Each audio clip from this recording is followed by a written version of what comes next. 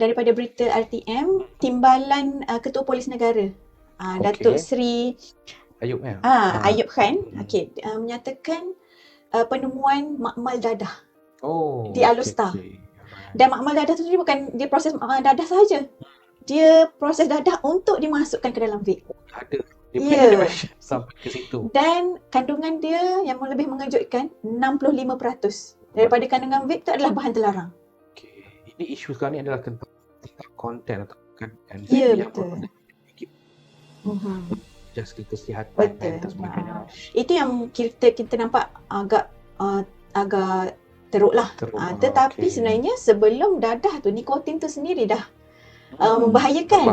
Sebabnya kalau ikutkan daripada doktor kesihatan, Dr. Muhammad Hazwan, kalau Cik Azli biasa tengok podcast dia, nama glamour dia dalam social media adalah Dr. Wan Share. So dia memang banyak berkongsi tentang vape lah. Katanya Dr. Wan ni, nikotin tak perlu pun dalam badan. Tidak diperlukan dalam badan. Tetapi sekali kita aktifkan reseptor nikotin tu, memang susahlah untuk berhenti. Dia menyebabkan ketagihan. Dia macam kalau penonton yang mana suka minum kopi tu, kafein tu dia sendiri. Dia macam kopi lah. Bila dah sekali dia rasa, dia dah mula ketagihan. So itu melibatkan dopamin semua tu lah, dari segi biologinya.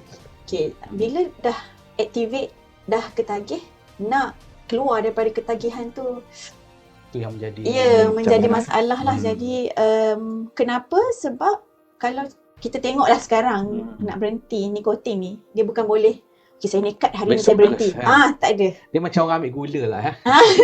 Gula dia bukan mudah kan. Betul. Kita dah biasa minum manis kan, tiba-tiba nak minum air kosong tanpa gula, sangat susah. So kita boleh bayangkan lah bagaimana orang yang biasa dengan vape, dengan rokok sebagainya.